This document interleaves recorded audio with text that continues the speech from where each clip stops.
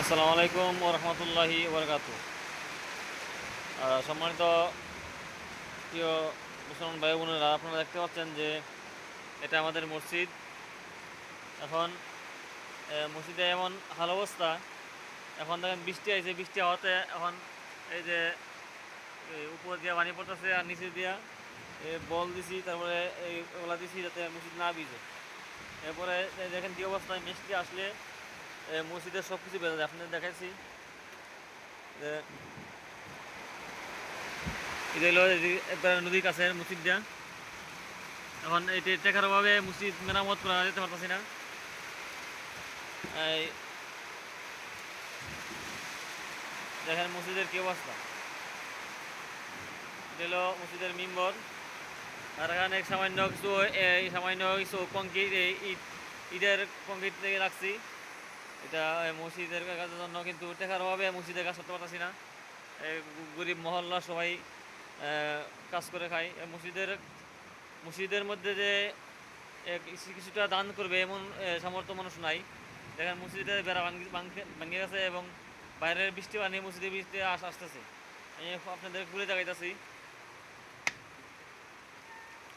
এই হলো বাইরের অবস্থা, এবং এই দেখেন মসজিদের ভিতরে পানি আইতেছে।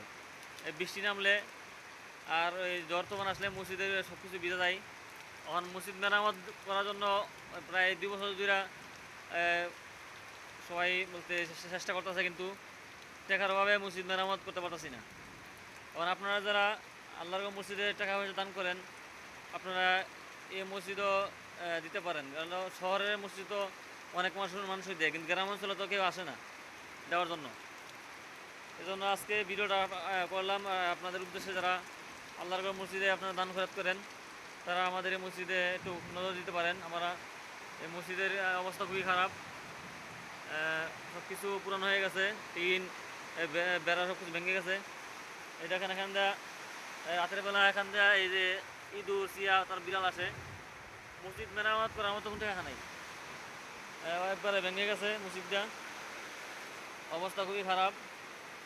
আমরা দেখাইতেছি, দেখেন এটা হলো মিম্বরের অবস্থা। এটা এখান দিয়ে ভেঙে গেছে, এদিক দিয়ে পানিতেছে, এদিক দিয়ে কী অবস্থা দেখেন।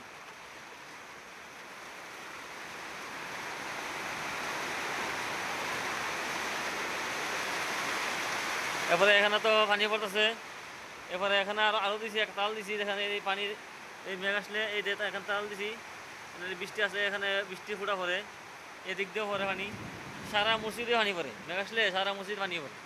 এখন আপনাদের কাছে আমার অনুরোধ হইল, আপনারা এই যে এই মসজিদটা যাতে আমরা আপাতত টিন সেট হলে বিল্ডিংয়ের দরকার নাই, টিন দিয়ে যাতে একটু ভালোভাবে মানতে পারি। আপনারা আল্লাহর মসজিদে সাহায্য সহযোগিতা একটু করুন, যাতে আমরা মসজিদে একটু ভালোভাবে মানতে পারি বা মুসলিমরা যাতে নামাজ পড়তে পারে। আজকে শুক্রবার, দেখেন কী অবস্থা। এখন মসজিদে যে নামাজ পড়বো, এখানে সব কিছু ভিজাই আছে বৃষ্টি পানিতে। এই জন্য আপনারা দিক দিয়ে এখানে মসজিদ ভেঙে গেছে, দিক দিয়ে মসজিদ ভেঙে গেছে, অর্থাৎ সারা মসজিদও ভেঙে গেছে। আপনারা যারা আল্লাহর করে দান খরচ করেন, বিভিন্ন মসজিদে দান খরচ করেন, আপনাদের দৃষ্টি আকর্ষণ করছি, আপনারা আমাদের মসজিদে কিছু দান খরচ করুন।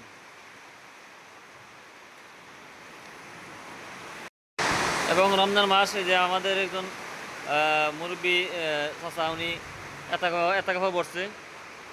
রমজান মাস চলছে, এখন উনি এতাকাফা পড়ছে, আমিও এতাকাফা পড়ছি, কিন্তু বৃষ্টির পানিতে হেতাবালি সব ভিজে যেতেছে।